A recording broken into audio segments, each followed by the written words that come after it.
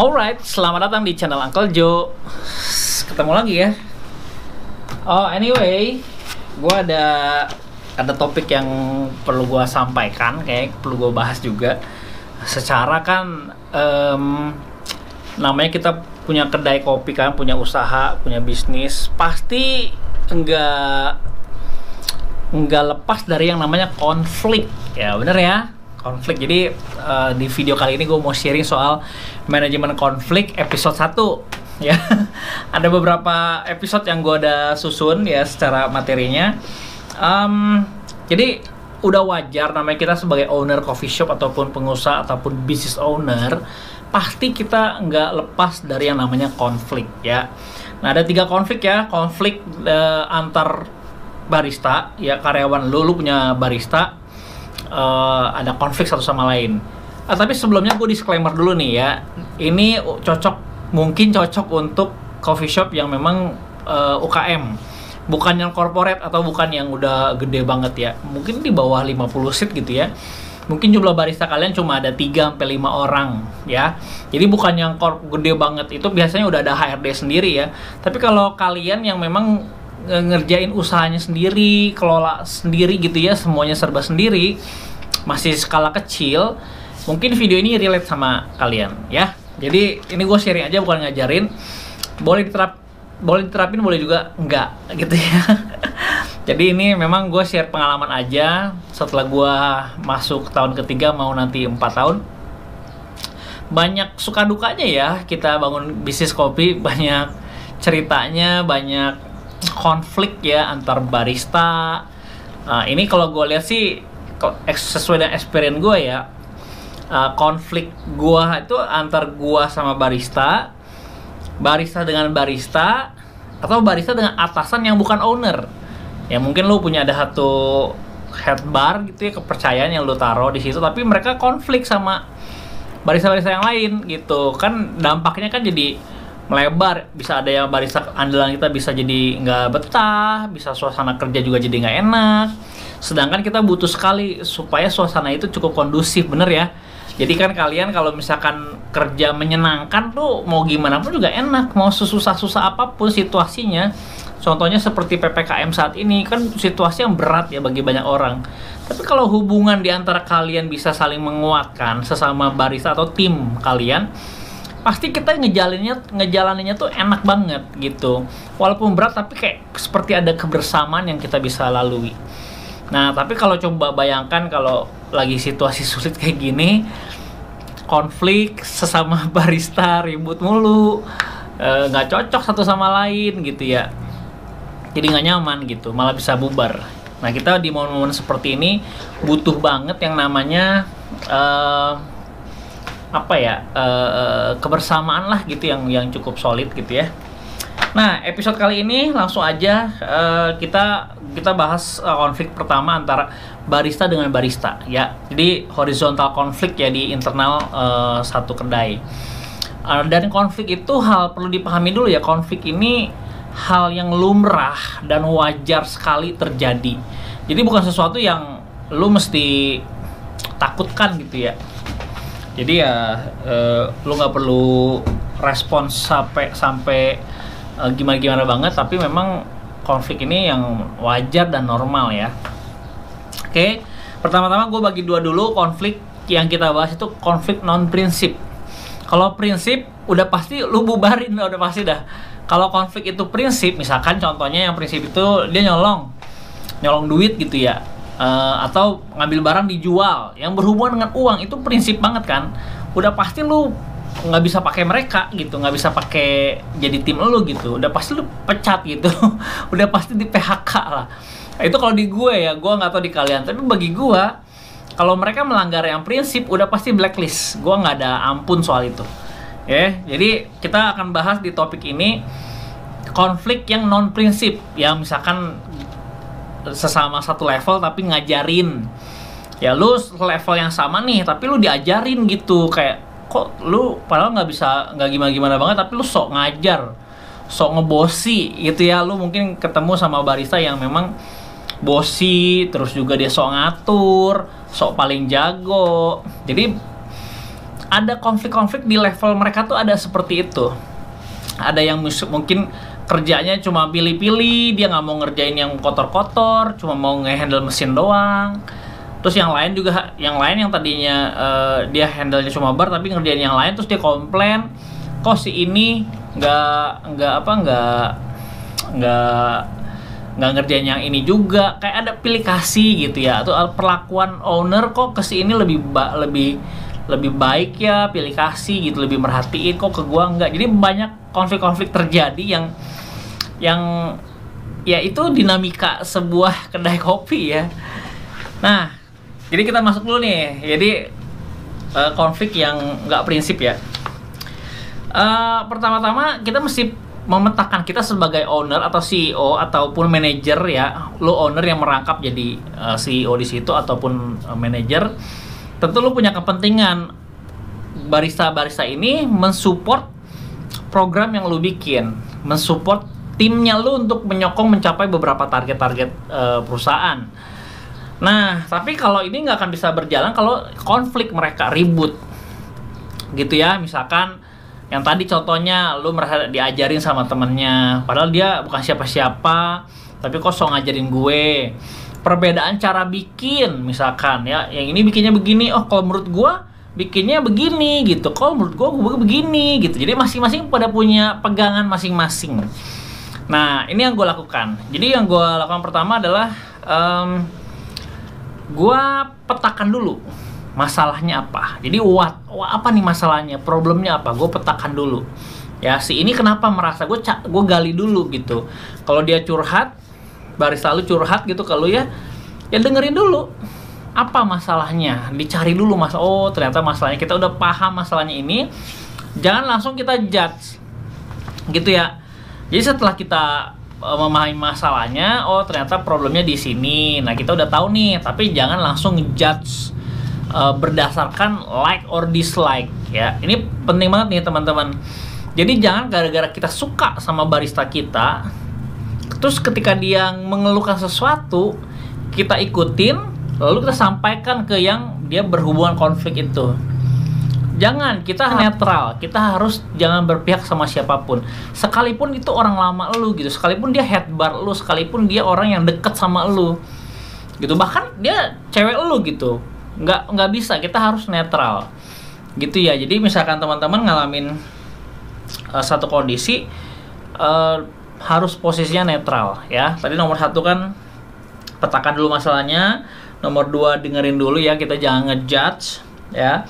Nomor 3 jangan berpihak, itu netral. Jadi teman-teman pastikan kalian jangan terbawa emosi gitu ya. Si ini curhat tentang si A, bla bla bla bla bla bla bla, lu nya juga kekomporin, oh ternyata orang gitu ya, lalu jadi ngebela si B, lu marahin juga si A gitu. Jangan gitu. Kita netral dulu posisinya, jangan memihak sama siapapun sekalipun dia orang terdekat lu gitu ya.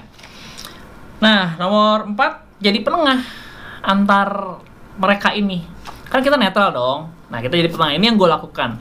Gue akan ngobrol bareng-bareng mereka semua tentang isu yang beredar saat itu. Misalkan isunya adalah soal ngebosi gitu ya, ngatur-ngatur. Ya gue akan ngobrol sama mereka bareng-bareng. Gue akan mengedukasi atau bikin satu materi untuk sharing, untuk team building. Itu soal topik ngebosi tadi gitu ya, harus disepakati. Bahkan gue sampai tanya, oke, kalau lo lagi down, lagi jenuh, apa sih yang lo harapkan? Gue gali mereka di depan satu tim, di mereka, di rame-rame gitu. Apa sih yang lo harapkan? Karena mereka kan bersinggungan setiap hari, mereka satu sama lain saling ketemu gitu, shift-shiftan atau kerja bareng. Terus juga ada yang bolak-balik kitchen bar. Jadi teman-teman perlu jadi penengah gitu. Apa sih yang mereka harapkan, gali gitu. Misalkan si A nih, oke, kalau lu lagi down, apa sih yang lu harapkan teman-teman lu lakukan? Tanya, dan dia ngomong, gue kalau lagi down, gue pengen cuma dikasih ruang gue buat diem dulu deh gitu. Atau ada lagi yang lagi down, gue pengennya sih ya ditanya gitu, mungkin ekspektasinya dia ditanya, mau diperhatiin Ada juga konfliknya dia lagi ada masalah di rumah atau ada masalah personal sama cowoknya atau pacar sama ceweknya, bawa ke kedai jadi bete gitu, dikit-dikit kesinggung, marah gitu ya, kan bikin gak enak suasana. Nah itu gue tanya ke mereka, apa sih yang lu harapkan ketika temen lu lagi down nih, lu apa nih, lu diharapin kita tuh ngapain? Kan kita nggak tahu dong, kita yang oke-oke aja nggak tahu nih dia tuh sebenarnya ngarapin apa gitu. Nah itu yang terjadi. Jadi gue tanya ke mereka, mereka ngeluarin dong, ya gue begini-gini, gue harapan gue begini-gini. Oke. Terus kalau lu lihat temen lu begitu, kira-kira lu gimana? Apa reaksi lu? Kita karena kita nggak tahu, kita kan jadi reaksi kita seperti yang kalau gue lagi down ya gue nanya, gue pengennya ditanya gitu. Dan lu memperlakukan itu kepada orang lain, padahal dia butuh kesendirian. Jadi maksudnya teman-teman paham ya? Jadi antara si A, si B atau yang lain itu mengeluarkan maunya apa, maunya gimana, maunya diapain. Jadi di momen itu gue saling kenal satu sama lain. Oh ternyata si ini sukanya digituin, oh si ini sukanya diginiin. Jadi saling mengenal satu sama lain. Dan ini nggak bisa dilakukan cuma sekali beres gitu. Kadang-kadang kita perlu berkali-kali. Mau ada momen-momen yang memang harus berlangsung cukup lama untuk membangun sebuah tim yang solid, gitu ya. Oke, udah jadi penengah.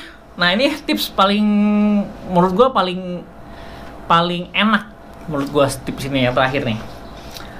Selesaikan semuanya di meja makan, gitu ya. Mungkin sekedar kedengarannya sederhana gitu, simple ataupun agak aneh gitu ya. Tapi true, bener-bener loh, bener-bener asik banget kalau kita konflik. Beresin tuh di meja makan, paling enak sambil makan, sambil minum. Oh enak banget dah, suasananya, ngobrolnya pun enak. Ada yang bisa nangis gitu, terus gitu sambil kita makan, bisa ada suasana yang cair aja gitu. Kalau misalnya kita bawa ke satu tempat yang, atau satu resto atau apa buat ngobrol-ngobrol, tuker hati ke hati, itu menurut gua sangat efektif di gua nggak tahu di teman-teman. Nah jadi konflik-konflik itu memang harus dikeluarkan. Jangan sampai kita membela satu orang gitu. Harus posisi netral dan mengeluarkan apa solusinya. Kita di situ pasti ketemu tuh solusinya apa. Kita pasti ketemu poinnya apa.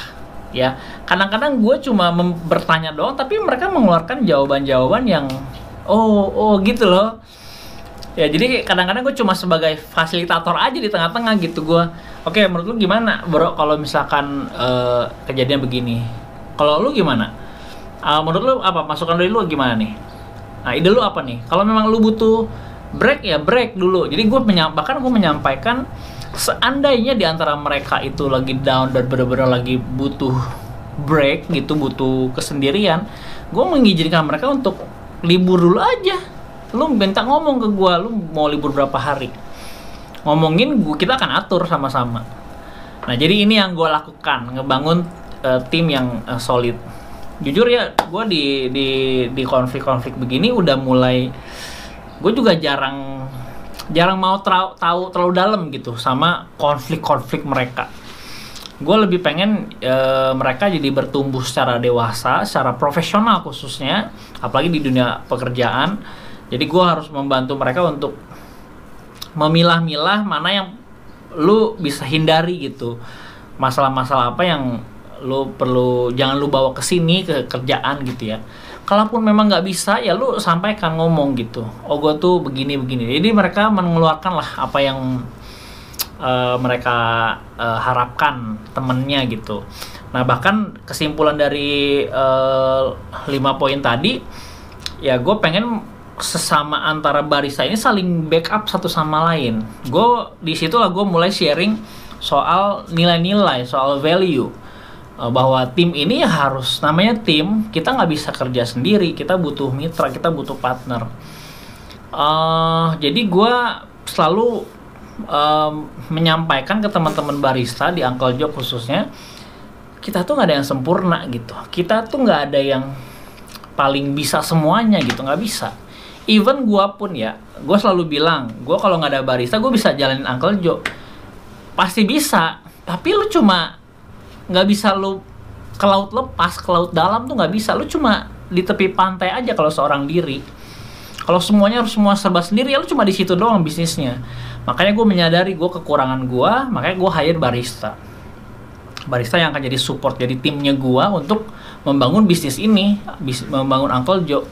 Itu yang gue sampaikan di akhir ketika kita habis ngobrol-ngobrol selesai, gue sampaikan nilai-nilai itu. Kalau ada yang ngejelekin temen lu, partner barista lu jangan bilang, oh iya tuh si ini begini-gini, nggak gitu. Konsepnya nggak gitu, tapi lu bela, justru lu backup dia. Oh dia nggak gitu kak orangnya, gitu. Mungkin lu belum kenal aja, kayak gitu loh. Jadi kita sebagai timnya membackup dia.